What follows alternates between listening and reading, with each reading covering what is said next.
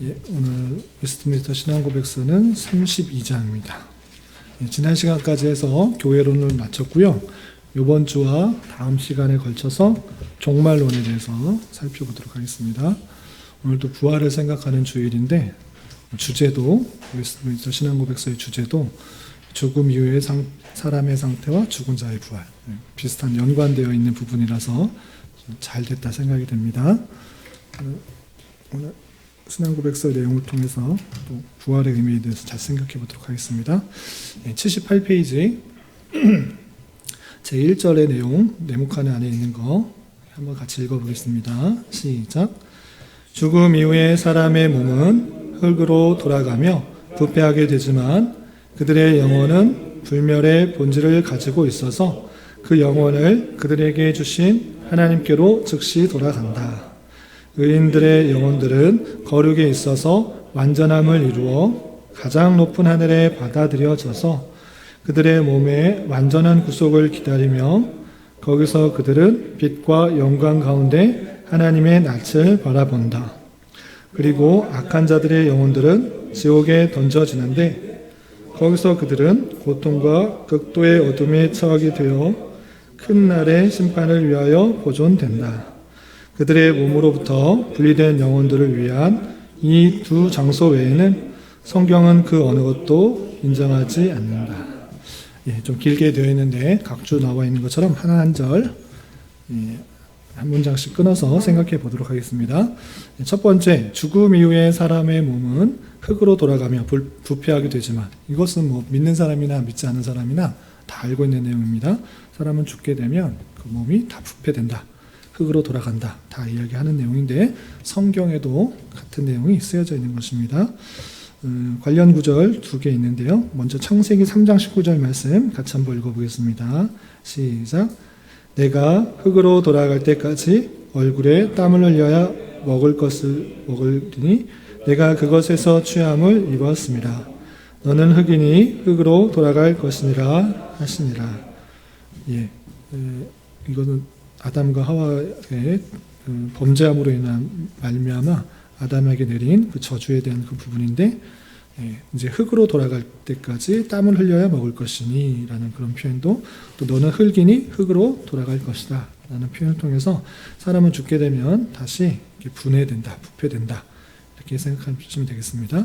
그래서 흙으로 만들었다라고 했을 때 흔히 생각할 때 그냥 눈에 보이는 땅을 이렇게 생각할 수 있는데, 여기 원어적인 표현에 있어서는 작은 분자를 뜻하는 것입니다. 그래서 실제 흙으로 된다, 작은 죽으면 딱 흙으로 된다라기보다는 작은 분자로 이렇게 나눠진다, 부패된다, 바뀐다 이렇게 이해하시면 되겠습니다. 그런 식으로 이해하시면 되고요. 또 사도행전 13장 36절에도 비슷한 표현인데 같이 한번 읽어보겠습니다. 시작. 다윗은 당시에 하나님의 뜻을 따라 섬기다가 잠들어 그 조상들과 함께 묻혀 썩음을 당하였을 때, 당연히 함께 묻히면 계속 살아있는 것이 아니라 시간이 지나면 당연히 부패하게 되는 것입니다. 그래서 썩는다라는 표현이 성경에도 분명히 드러나 있는 것입니다. 그래서 죽게 되면, 사람이 죽게 되면 몸 자체는 흙으로 돌아가고 원래 몸으로, 원래의 작은 분자로 흩어지게 되고 또 썩게 된다라는 것이 성경에도 표현이고 일반 사람들도 다 그것은 다 동의하는 그런 내용들입니다. 그런데 이제 영혼에 대한 부분들은 성경에 있는 지식과 일반 사람들과 다르되는데, 성경에서는 어떻게 말하는가 그 내용을 잘 살펴야 될 것입니다. 그래서 두 번째 문장을 보시면 죽었을 때 그들의 영혼은 가로 안에 보면 죽지도 않고 잠자지도 않는데 라는 보조 구절이 들어있습니다. 왜냐하면 사람들의 생각 속에서는 영혼도 없어진다, 영혼도 죽게 된다라는 그런 견해가 있는가 하면, 또 성경에 죽은 사람 보고 잠자는다라는 그런 표현 때문에 영혼도 잠자고 있다가 나중에 깨어서 주님께서 재림하시면 그때 영혼이 깬다라고 생각하는 사람이 있을 수 있는데, 그런 거 아니다라는 것입니다. 그래서 죽게 되면 영혼은 불멸의 본질을 가지고 있어서, 영혼은 죽지 않아서 불멸의 본질을 갖고 있어서 그들에게 주신 그 영혼을 그들에게 주신 하나님께로 즉시 돌아간다라는 것이 성경적 개념인 것입니다. 그래서 죽으면 몸은 흙으로 돌아가서 부패하고 썩고 영혼은 즉시 하나님께로 돌아간다. 이렇게 생각하시면 됩니다. 성경에 어떤 표현들이 있기 때문에 그렇게 표현했는가? 두 구절이 있는데요. 두 구절 중에 첫 번째 전도서 12장 7절 같이 한번 읽어보겠습니다. 시작. 흙은 여전히 땅으로 돌아가고 영은 그것을 주신 하나님께로 돌아가기 전에 기억하라. 전도서에 나와 있는 내용인데 이 앞의 내용이 무엇인가? 이 앞구절은 죽음에 대한 표현인 것입니다. 죽기 전에, 쉽게 말해서 죽기 전에 하나님을 기억해라. 창조주 하나님을 기억해라. 라는 표현인데 그 죽음에 대해서 이렇게 풀어서 설명한 것입니다. 어떻게 표현하는가? 흙은 여전히 땅으로 돌아가고 육체는 땅으로 돌아가고 영은 그것을 주신 하나님께로 돌아가기 전에 이 표현을 그대로 들어서 쓰고 있는 것입니다. 그래서 영은 하나님께로 돌아간다. 육은 땅으로, 영은 하나님께로 돌아간다라는 것이고요. 또 그것이 즉시로 가는 것인가 아니면 천천히 있다 가는 것인가 라고 할 때 누가복음 24장 43절을 통해서 볼 때 즉시 간다라는 것들을 생각할 수 있는 것입니다. 우리 누가복음 24장 33절 같이 한번 읽어보겠습니다. 시작. 예수께서 이르시되 내가 진실로 내게 이르노니 오늘 내가 나와 함께 낙원에 있으리라 하시니라. 이 표현, 문맥을 잘 아실 것입니다. 예수님께서 십자가에 달려 돌아가실 때 홀로 돌아가신 것이 아니라 좌우편의 강도와 함께 십자가에 달리셨는데 한편 강도는 자신의 죄를 회개하면서 나도 낙원에 있게 해달라고 이렇게 회개하는 모습을 보였고 주님을 의지하는 모습을 보였지만 한편 강도는 그냥 저주하는 그 모습들이 있었습니다. 그럴 때 회개하고 주님을 의지한 자에게 이렇게 말씀하신 것입니다. 내가 진실로 내게 이르노니 오늘 내가 나와 함께 낙원에 있으리라. 오늘이라는 표현, 것이 바로 그 영혼이 주님께로 가게 된다라는 것을 이 표현 때문에 알 수가 있는 것입니다. 그리고 세 번째 문장을 보시면 의인의 영혼들에 대해서 설명하고 있는데 의인의 영혼들은 거룩에 있어서 완전함을 이루어 가장 높은 하늘에 받아들여져서 그들의 몸의 완전한 구속을 기다리며 거기서 그들은 빛과 영광 가운데 하나님의 낯을 바라본다 있습니다. 여기서도 의인들의 영혼에 대해서 설명하는데 여러 가지가 함께 복합적으로 써져서 내용들이 많이 있는데 첫 번째 보시면 거룩함에 있어서 완전함을 이룬다. 우리가 성화의 단계로서 예전에 살펴봤는데 완전한 성화가 이루어지는가 할 때 이 땅에서는 완전한 성화가 이루어지지 않고 육의 몸을 벗은 그 모습 속에서 완전한 성화를 이룬다. 죄된 본성상에 우리의 육체를 갖고 있다고 하면 육체의 여러 가지 소욕들, 정욕들, 자야 되는 것, 먹어야 되는 것, 여러 가지 욕구들을 채워줘야 되는 그 상황 속에서 그 모든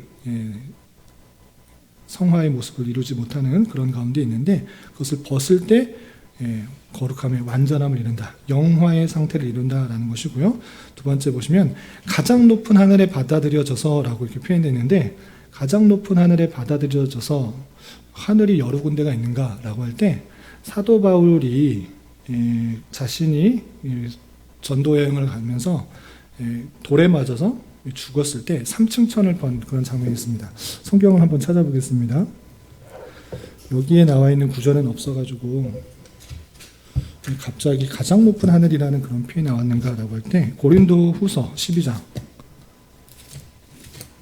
잘 아시는 말씀일 것 같긴 한데 그냥 확인해 보도록 하겠습니다. 고린도 후서 12장 1절 이하 보면 자신이 핍박을 당하면서 어려운 상황 가운데 그러니까 육체와 영혼이 분리된 듯한 모습을 표현하는 구절이 있습니다. 그때 3층 천, 이른바 3층 천이라고 불리는 셋째 하늘에 관해서 나옵니다. 그 부분이기 때문에 가장 높은 하늘, 그러니까 하나님과 같이 있는 그런 장소 이렇게 생각하시면 되는데 그런 표현이 나타나는 것입니다. 12장 1절부터 3절까지만 읽겠습니다. 12장 1절부터 3절까지 함께 봉독합니다. 시작. 무익하나마 내가 부득불 자랑하노니 주의 환상과 계시를 말하리라. 내가 그리스도 안에 있는 한 사람을 아노니 그는 14년 전에 셋째 하늘에 이끌려간 자라. 그가 몸 안에 있었는지 몸 밖에 있었는지 나는 모르거니와 하나님은 아시느니라. 내가 이런 사람을 아노니 그가 몸 안에 있었는지 몸 밖에 있었는지 나는 모르거니와 하나님은 아시느니라. 자신의 그 체험을, 신앙적 체험을 고백하는 가운데 있어서 내가 부득불 어쩔 수 없이 자랑하게 된다. 이렇게 표현하면서도 이거는 유익한 것도 아니다. 그래서 무익하나마 어쩔 수 없이 자랑하게 되는데 주의 환상과 계시를 말하게 됐다라고 하면서 14년 전에 자기가 체험한 내용을 말합니다. 그러면서 뭐라느냐? 셋째 하늘에 그리스도 안에 있는 한 사람을 아노니 라고 하는데 딴 사람을 아는 것이 아니라 자신의 경험을 제3자처럼 이렇게 말하는 것입니다. 그래서 한 사람을 아노니 그는 14년 전에 셋째 하늘에 이끌려간 자라 이렇게 표현하고 있습니다. 그래서 이른바 삼층천이라고 하는데 가장 높은 하나님이 있는 그곳을 이런 식으로 은유적으로 표현하는 것입니다. 그런데 여기 보면 그가 몸 안에 있었는지 몸 밖에 있었는지 나는 모르거니와 하나님은 아신다. 그가 또 3절에서 그가 몸 안에 있었는지 몸 밖에 있었는지 나는 모르거니와 하나님은 아시느니라 라고 하면서 이렇게 영혼이 떠나서 정말 함께 있는 것 같지 않은 그런 상태의 그런 모습을 이렇게 표현하고 있는 것을 보셨습니다. 그런데 내가 이렇게 되어 있는데 정말 그것은 어떤 모습인지는 하나님께서만 아신다 이런 식으로 표현하면서 자신의 이야기를 하고 있는 것입니다. 이때 3층천에 올라간 그 모습들, 하늘의 영광과 하나님의 계시를 그 경험한 그 내용, 그 체험들을 성경에서는 밝히고 있는데 여기서 오늘 32장 1절에서 가장 높은 하늘이다 라고 할 때 하나님께서 계시는, 하나님께서 모든 것을 살펴보시는 것에 있어서 하늘이다 이렇게 생각하시면 됩니다. 그리고 그들의 몸에 완전한 구속을 기다린다. 그들의 몸에 완전한 구속을 기다린다. 이게 무슨 뜻이냐면 영혼은 하나님께로 갔지만 그 몸은 아직 부활한 상태가 아닌 것입니다. 오래된 것이면 땅으로 돌아가고 부패했기 때문에 완전한 모습이 아닌 것입니다. 주님께서 재림하실 때만이 부활체의 모습으로 들어가기 때문에 영혼은 있지만 그 몸은 항상 완전한 부활체의 그때를 기다린다라는 뜻이고요. 그리고 거기서 그들은 빛과 영광 가운데 하나님의 낯을 바라본다 되어 있습니다. 그래서 아주 중요한 표현인데 천국에 가서 뭐하나? 죽어서 천국 가면 뭐하냐? 하늘의 가장 높은 하늘, 이른바 3층천에 가면 뭐하냐? 성경에서는 다른 많은 이야기를 하고 있지 않습니다. 인간의 기대는 거기서 어떤 삶을 살 것인가, 어떤 일들을 할 것인가, 많은 궁금증이 있지만 무엇 하면서 할 것이고 어떤 모습 가운데 있을 것이고 이것이 궁금하지만 그것에 대해서 많이 밝혀주고 있지 않은 것입니다. 확실한 것 중에 하나가 무엇이냐? 영광 가운데 하나님의 낯을 바라본다라는 것입니다. 이 표현이 어디 있느냐? 이것도 한번 찾아볼까요? 고린도전서 13장. 여기 책자에는 없기 때문에 제가 찾는 것입니다. 고린도전서 13장, 잘 아시지? 사랑장이라고 불리는 그 모습, 그 장 가운데 12절에 이런 표현이 있습니다. 13장 12절 같이 찾으셨나요? 13장 12절 함께 봉독하겠습니다. 시작. 우리가 지금은 거울로 보는 것 같이 희미하나 그때에는 얼굴과 얼굴을 대면할 것이요 지금은 내가 부분적으로 하나 그때는 주께서 나를 아신 것 같이 내가 온전히 알리라. 여기 표현을 보면 거울로 보는 것 같이 희미하다 되어 있습니다. 오늘날의 거울과 이때 신약시대의 거울은 차이가 있습니다. 거울이 오히려 희미한 것입니다. 유리 거울이 아니라 그냥 금속에 비치는 거울이기 때문에 완전히 뚜렷하게 보이는 그런 모습이 아닙니다. 그런데 그렇게 거울로 보는 것 같이 지금은 희미하게 하나님에 대한 지식과 하나님에 대한 사랑과 이런 것을 어렴풋이 또는 성찬을 통해서 알고 또 말씀을 통해서 아는데 그때는 어떻게 되느냐? 그때 우리가 천국에 되어서 온전한 것이 되었을 때는 어떻게 되느냐? 얼굴과 얼굴을 대하여 볼 것이다. 이런 표현인 것입니다. 주님을 보게 되는 그 모습들인 것입니다. 죄악된 인생으로서는 주님을 보는 것이 죽음으로 다가오지만 그런 것이 아니라 온전케 되었을 때, 영화의 모습 가운데 있을 때는 주님을 온전히 보게 될 것이다. 그렇게 돼서 그때 주께서 나를 아신 것 같이 내가 온전히 하나님을 알게 될 것이다. 이렇게 표현하고 있는 것입니다. 어렴풋이 알고 있었던 그 하나님을 천국에서는 온전히 보게 될 것이다. 대면하게 볼 것이다. 라고 표현하고 있는데, 저는 예전에도 한번 말씀드렸다시피 우리가 천국에서 무슨 상을 얻을 것인가, 무슨 보상을 얻을 것인가, 성경에 자세하게 나와 있지 않습니다. 그런데 분명히 알도록 하신 것 중에 하나가 무엇인가? 주님을 대면하여 볼 것이다. 확실히 알게 될 것이다. 그것만큼 큰 기쁨이 없어야 된다라는 것이 제 생각이고 성경의 주장이 아닌가 생각합니다. 가장 복의 근원 되시고 상급의 가장 큰 상급 되시는 주님을 보는 것, 그 어떤 것을 주는 것보다 가장 큰 기쁨이 있어야 되는 것입니다.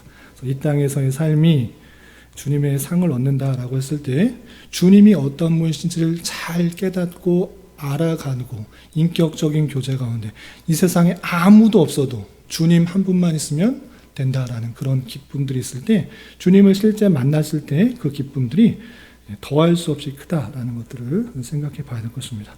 어쨌든 죽은 이후에 의인들은 가장 높은 하늘에 완전한 몸의 구속을 기다리며 주님의 낯을 바라보게 된다라는 것이고요. 그리고 악한 자들의 영혼, 유기자의 영혼들은 어떻게 되는가? 그 다음 단락을 보시면 그리고 악한 자의 영혼들은 지옥에 던져지는데, 천국과 반대 지옥에 던져지는 것입니다. 거기서 그들은 고통과 극도의 어둠에 처하게 되어 큰 날의 심판을 위하여 보존된다. 그 택함을 받지 않은 영혼들은 지옥에 던져져서 고통, 극도한 어둠, 그 다음에 최후의 심판, 주님께서 재림하실 때 최후의 심판이 있는데 그때까지 위하여 그런 고통 가운데 그대로 있게 보존된다라는 것입니다. 어떤 표현이 있는가? 다 찾아보지 않고요. 맨 마지막 4절에 있는 표현 중에 유다서 1장 6절 7절, 맨 마지막 각주에 있는 구절입니다. 그것만 한번 읽겠습니다. 유다서 1장 6절 7절 같이 한번 읽겠습니다. 시작. 또 자기 지위를 지키지 아니하고 자기의 처소를 떠난 천사들을 큰 날의 심판까지 영원한 결박으로 흑암에 가두셨으며 소돔과 고모라와 그 이웃의 도시들도 그와 같은 행동으로 음란하며 다른 육체를 따라가다가 영원한 불의 형벌을 받음으로 거울이 되었느니라. 여기서 악한 천사, 타락한 천사에 대해서 말하는데, 이 타락한 천사도 흔히 잘못 생각하면 지옥에서는 그 사탄이 또는 악한 영들이 유기자들을 괴롭힌다 이렇게 생각할 수 있는데, 성경에는 그렇게 표현하고 있지 않습니다. 사탄도 악한 영들도 다 지옥에서 고통을 받는데 그 모습이 어떻게 되는가, 여기 표현 중에 영원한 결박으로 흑암에 가두셨다, 깜깜함에 가두셨다, 이런 표현이 있는 것입니다.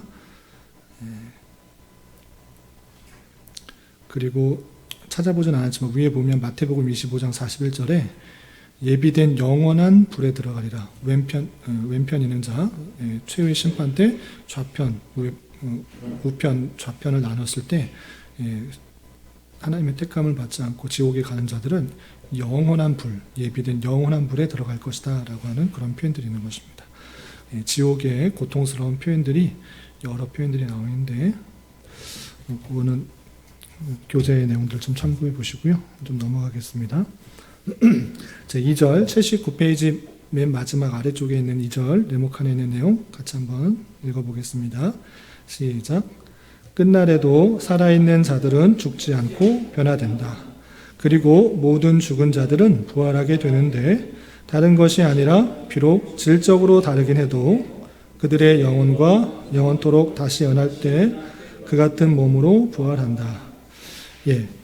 앞에서는 죽은 이 사람이 죽었을 때 몸은 어떻게 되고 영혼은 어떻게 되는가에 대해서 나왔는데 2절에서는 그렇게 표현이 아니라 죽지 않은 상태에 서서 주님께서 재림하셨을 때 이거 어떻게 되느냐, 죽은 다음에 간다고 그랬는데 죽지 않은 상태에서 주님께서 재림하면 살아있는 사람은 어떻게 되는가 라고 할 때 살아있는 자들은 재림을 맞게 되면 그래서 죽어버리는 것이 아니고 그냥 변화된다는 것입니다.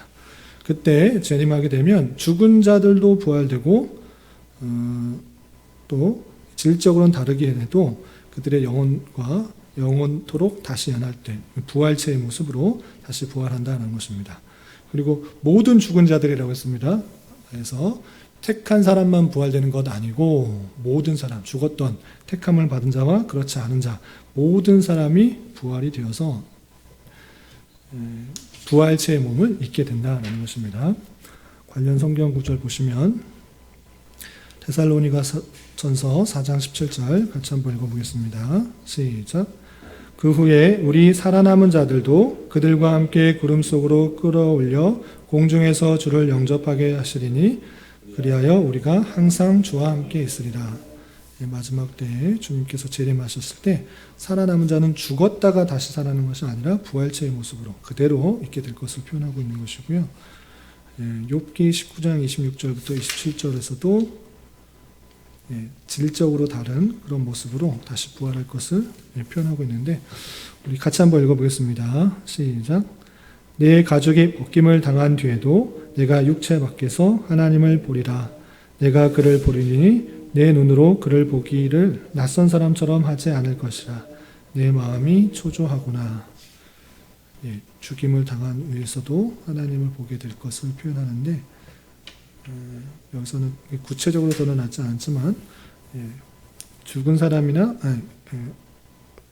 모든 죽은 자들, 그러니까 택함을 받은 자나 그렇지 않은 자나 모두 부활하게 되어서 최후의 심판을 당하게 되는 내용이 다음 시간에 배울 최후의 심판의 내용으로 연결되어서 나옵니다. 그리고 제3절 다음 내용 같이 한번 읽어보겠습니다. 시작. 불의한 자들의 몸은 그리스도의 능력에 의하여 불명예로 부활하지만 의로운 자들은 그리스도의 영에 의하여 명예로 부활하는데 그의 영광스러운 몸과 닮게 된다. 예수님께서 재림하실 때 이제 부활하게 되는데 부활할 때 똑같이 다 부활하느냐, 똑같은 몸이냐? 그렇지 않다. 그리스도의 능력에 의해서 불의한 자들은 불명예, 또 의로운 자들은 명예로 그렇게 나뉘어져서 부활하게 된다라고 표현하고 있는 것입니다. 어떤 내용들이 있는지 보시면 두 번째 구절 요한복음 5장 29절 말씀 같이 한번 읽어보겠습니다. 시작. 선한 일을 행한 자는 생명의 부활로 악한 일을 행한 자는 심판의 부활로 나오리라. 부활체로 바뀔 때 생명의 부활과 심판의 부활 다른 모습들이 드러나고요. 우리 오전에도 살펴보았던 고린도전서 15장 중에 42절부터 44절에는 이런 표현이 있습니다. 오전에 읽었는데 다시 한번 같이 한번 읽어보겠습니다. 시작. 죽은 자의 부활도 그와 같으니 썩을 것으로 심고 썩지 아니할 것으로 다시 살아나며 욕된 것으로 심고 영광스러운 것으로 다시 살아나며 약한 것으로 심고 강한 것으로 다시 살아나며 육의 몸으로 심고 신령한 몸으로 다시 살아나나니 육의 몸이 있은즉 또 영의 몸이 있느니라.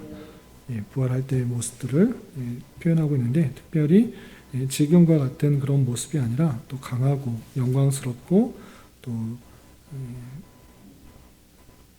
썩지 아니할 그런 모습 가운데 부활할 것을 살펴볼 수가 있는 것입니다. 그래서 부활한 사람이 부활체의 모습으로 갖고 계신 분이 예수님이니까 예수님께서 계신 부활하셨을 때 몸처럼 생각하면 좀 참고가 될 것이다. 이렇게 생각하시면 되겠습니다. 그리고 앞쪽으로 넘겨서 1절 마지막 부분을 제가 설명 안 했는데 1절 마지막 문장 보시면 그들의 몸에서 분리된 영혼들을 위한 이 두 장소 외에 천국과 지옥 외에는 성경은 그 어느 것도 인정하지 않는다라고 표현하고 있습니다. 왜 이렇게 표현했느냐 아시다시피 로마 카톨릭에서는 연옥이라는 장소를 성경에서는 표현하고 있지 않지만 연옥이라는 장소를 만들어놔서 사람이 바로 천국이나 지옥 가는 게 아니라 연옥에 있다가 그런 공로가 쌓여져서 구원받을 만한 공로가 쌓여졌을 때 천국으로 가게 된다 이렇게 표현하고 있는데 그거 아니다라는 것입니다. 여기까지가 내용이고요. 이해를 위한 질문 81페이지 자, 한번 풀어보도록 하겠습니다. 1번. 죽음 이후에 사람의 몸과 영혼은 어떻게 되는가? 몸은 어떻게 됩니까? 흙으로 돌아가며 부패하게 되지만 영혼은 불멸의 본질을 가지고 있다. 써서 하나님께로 돌아갑니다. 예. 그래서 몸과 영혼이 다르게 된다라는 것이고요. 2번. 죽음 이후에 의인들의 영혼과 악한 자의 영혼들은 어떻게 됩니까? 의인의 영혼들은 거룩함에 있어서 완전함을 이룬다. 영화라고 표현하고 있고요. 가장 높은 하늘에 받아들여진다. 아까 말씀드린 것처럼 하나님께서 계시는 곳이라 생각될 수 있는 3층천, 가장 높은 하늘이다라고 보여주는 것이고요. 또 그들의 몸을 완전한 구속을 기다린다. 부활체의 몸을 계속적으로 기다리는 것입니다. 완전한 상태는 아닙니다. 영만 있는 상태인데 부활체의 육의 모습들이 함께 있을 것을 기다리게 되고요. 그리고 빛과 영광 가운데 하나님의 낯을 바라본다. 하나님을 대면하게 된다라는 것이고, 두 번째, 악한 자의 영들은 지옥에 던져진다. 그들은 고통과 극도의 어둠에 처하겠다. 그리고 큰 날의 심판을 위하여 계속적으로 보존된다. 영혼이 죽지 않기 때문에 택함을 받은 자나 택함을 받지 않은 자나 영혼은 불멸의 본질을 갖고 있다고 했습니다. 그런데 그 고통 가운데, 뜨거운 불 가운데 물 한 방울 찍어서 나에게 좀 시원하게 해달라고 할 수밖에 없는 그런 고통과 또 어둠 가운데 있는데 계속적으로 죽지 않는 그런 큰 고통 가운데 최후의 심판을 때까지 보존되고 있는 그 모습들이 있는 것입니다. 3번. 죽음 이후에 몸으로 분리된 영혼들은 이 지구상에 돌아다닐 수 있습니까? 없습니다. 이 두 장소, 천국과 지옥, 이 두 군데에만 있는 것입니다. 그래서 우리나라의 그 무속신앙 중에는 죽었을 때 뭐 처녀 귀신인지 총각 귀신인지 구천을 떠도는 무슨 그런 귀신이 한을 품고 이쪽 저쪽 돌아다니는 것으로 나오는데, 사람의 영혼은 그렇게 귀신이 되어서 돌아다닐 수 있다 없다? 없다 그렇습니다. 그런 귀신들은, 악한 영들은 그냥 사람의 영혼이 바뀐 것이 아니라 그냥 악한 영들인 것입니다. 성경적인 내용으로 잘 이해할 것이고요. 4번. 끝날에도 살아있는 자들과 죽은 자들은 어떻게 되는가? 그러니까 끝날이라는 것은 주님께서 재림하실 날에 살아있는 자들 또 죽은 자들 어떻게 되는가? 각각 어떻게 되는 것입니까?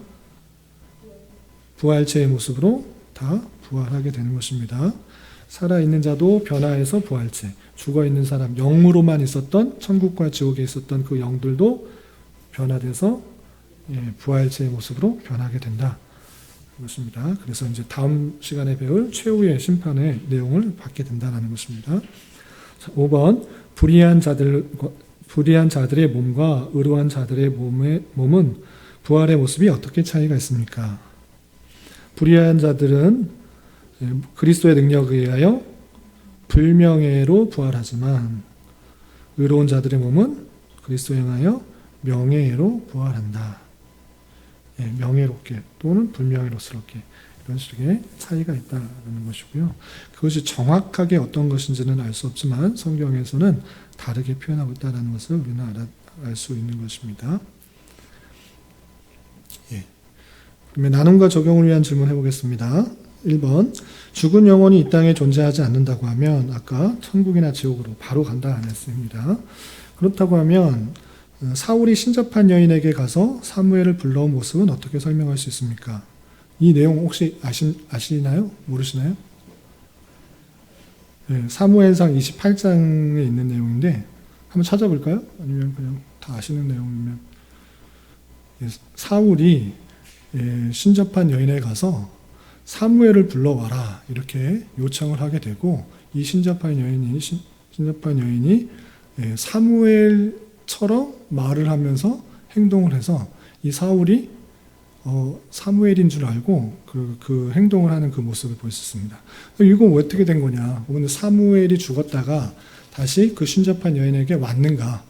이른바 우리나라에서도 귀신을 불러들여가지고 그 사람처럼 막 말을 하는 것들이 굿하거나 뭐 이런 점집 같은 데 가면 일어나게 되죠. 그런 모습들이 이제 성경에서 나타난단 말입니다. 우리나라에서 그냥 하는 무속신앙이나 그런 미신적인 신앙을 갖고 있는 사람에게서만 나타나면 그거 이런 거 없다.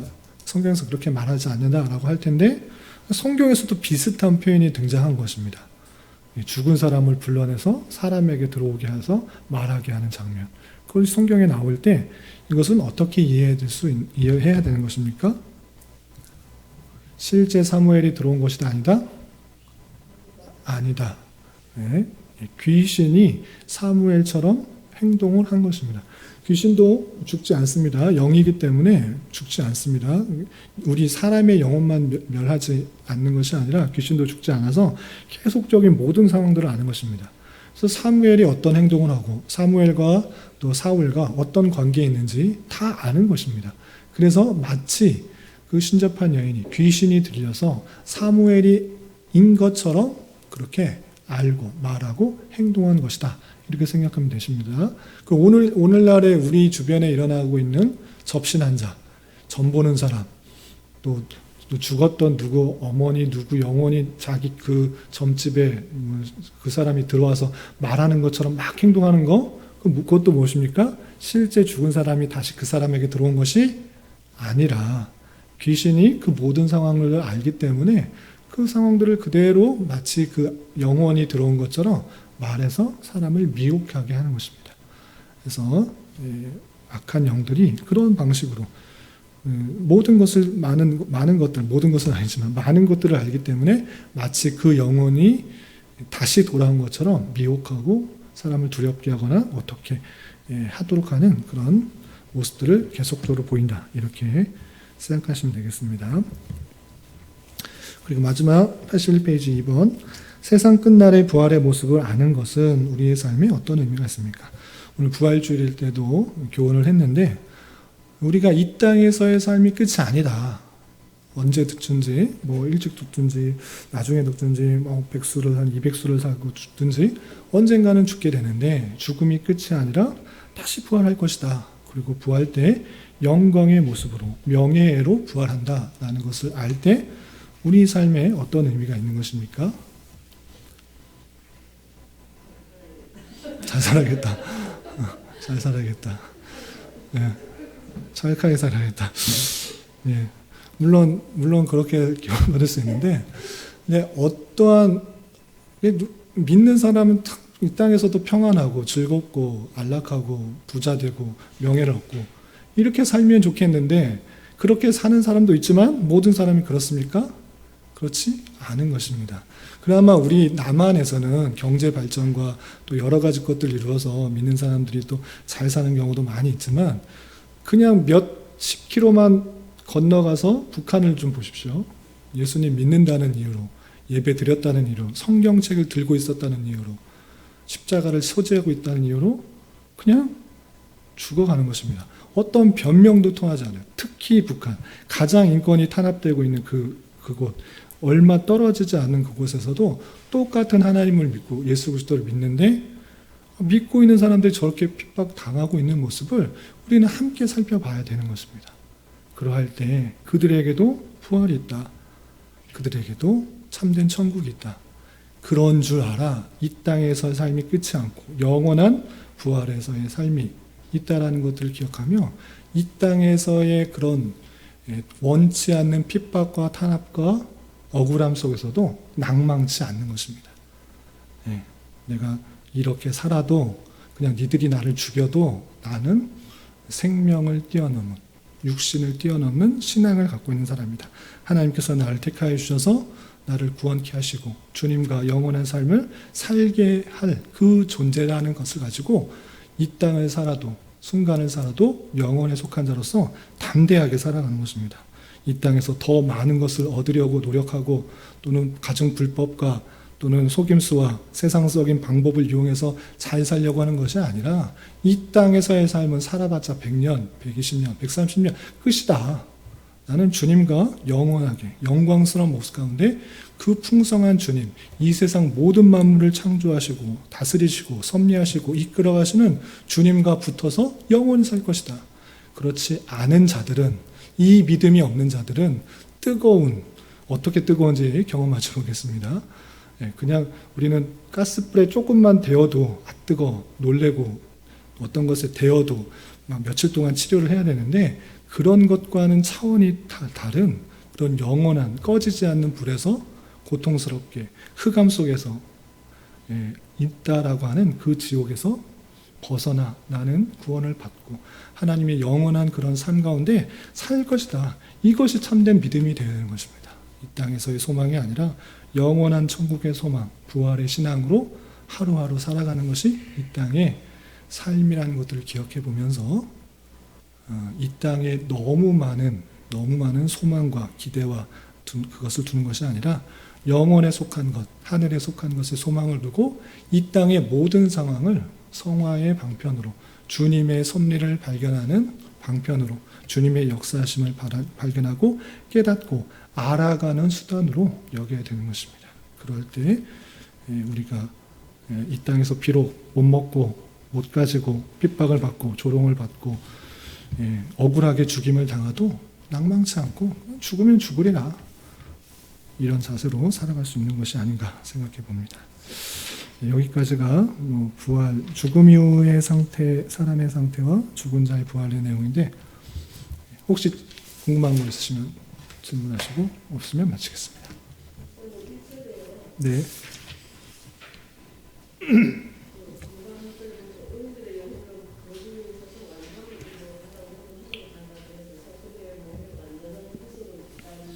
네.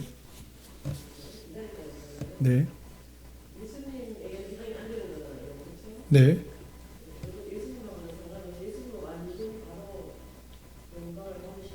네.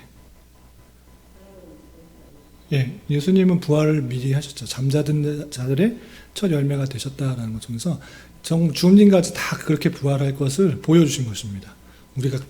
우리가 안 믿을까봐 실제로 보여주셔서 죽음 이후에 부활이 있다.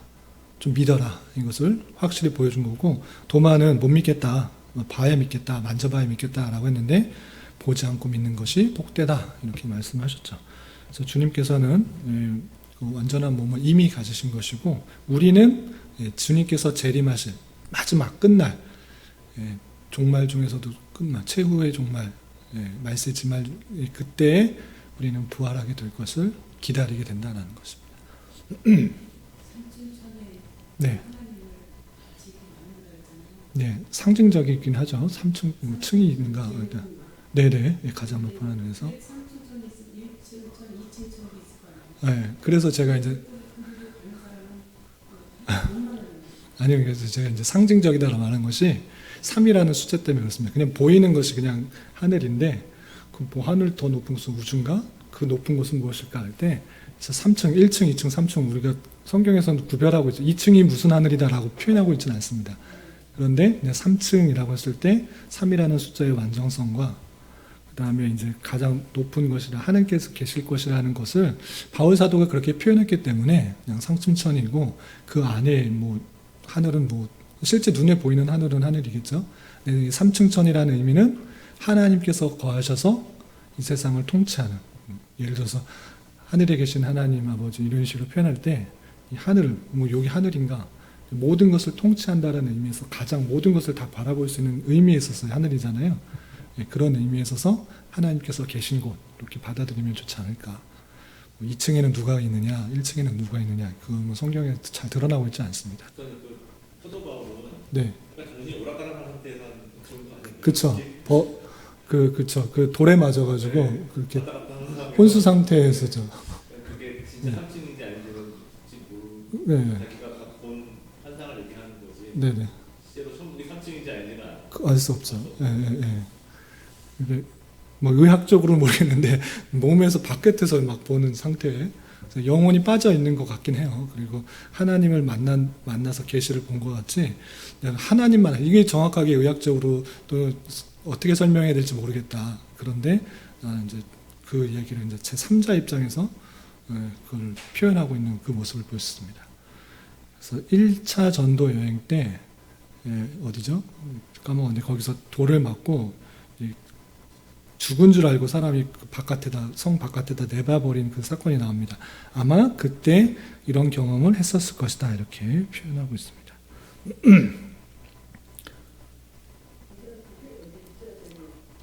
네, 네.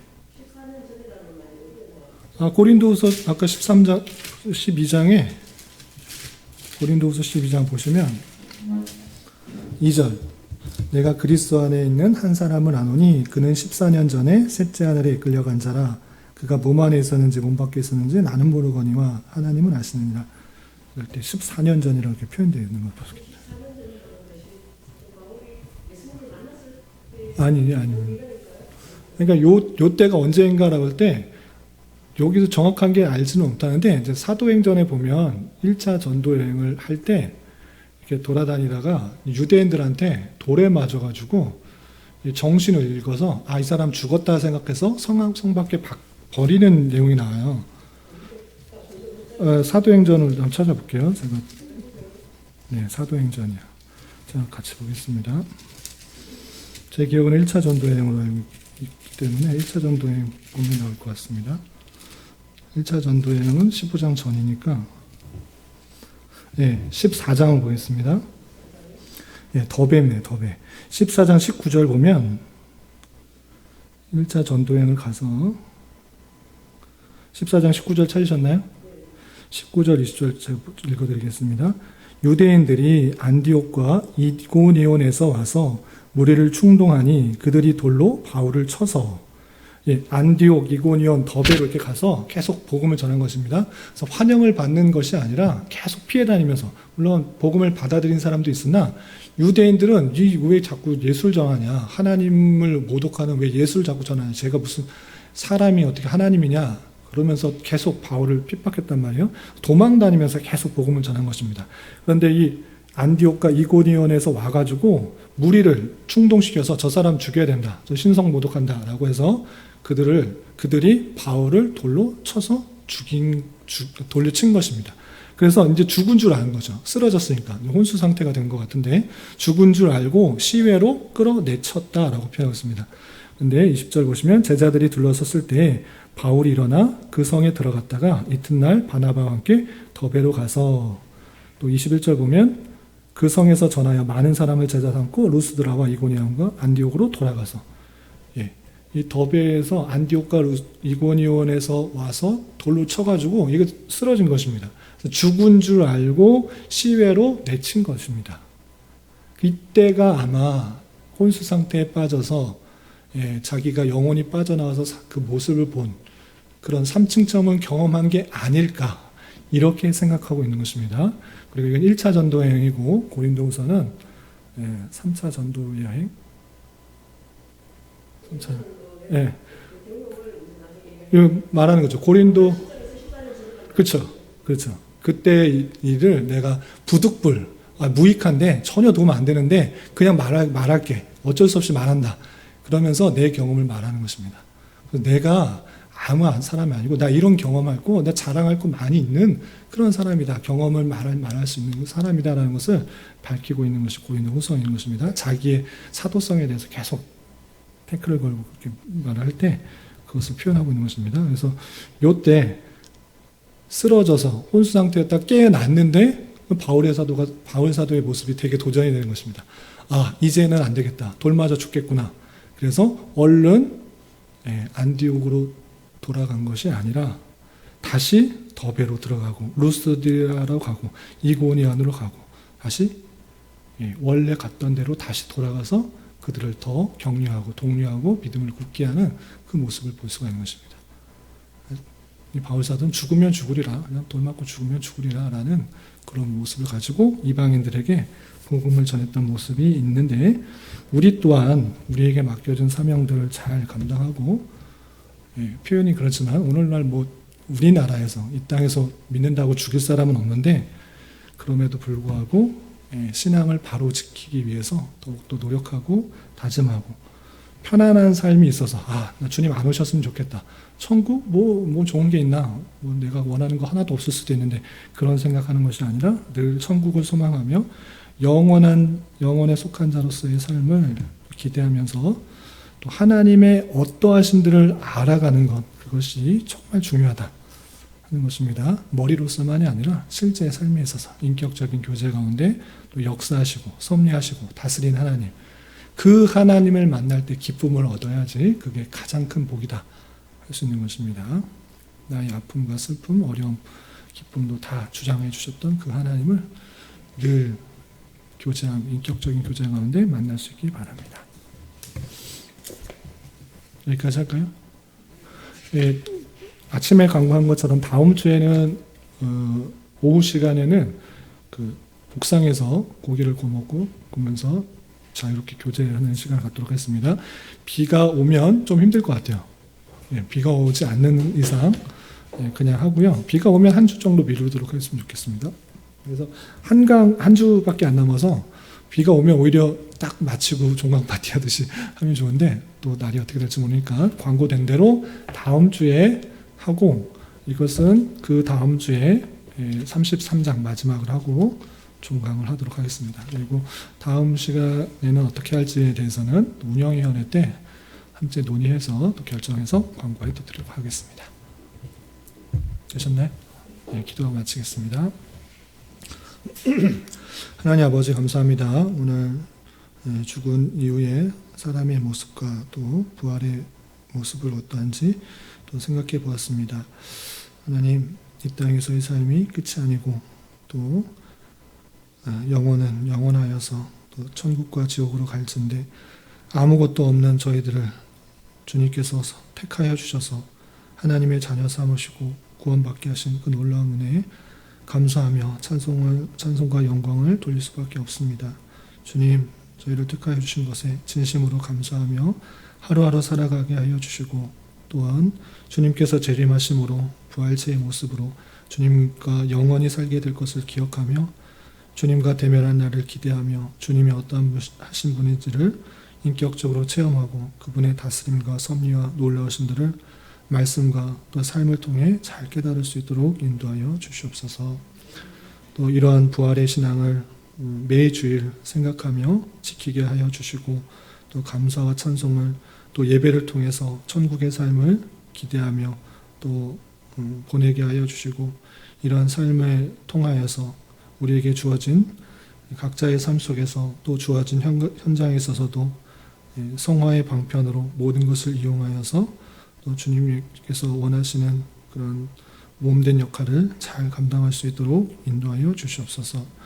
특별히 교회 가운데 육체의 연약함과 질병으로 병원의 치료를 받고 또 몸이 불편한 가운데 있는 성도들이 있습니다. 주님 함께하여 주셔서 온전하게 치유되고 또 회복되게 하여 주시고 건강한 모습으로 주님께서 맡겨주신 일들을 기쁨으로 잘 감당케 하여 주시며 또 각자의 처소에서 주님께서 원하시는 삶을 살아갈 수 있도록 인도하여 주시고 빛과 소금으로서의 역할을 감당하며 또 나를 통하여서 하나님의 사랑과 인자와 자비와 영광들이 잘 드러나는 삶을 살아갈 수 있도록 인도하여 주시옵소서. 이제 마치고 운영위원회도 활동인데 주님 함께 하셔서 필요한 사항들을 잘 나눌 수 있도록 인도하여 주시옵소서. 예수님의 이름으로 감사히 기도드리옵나이다. 아멘.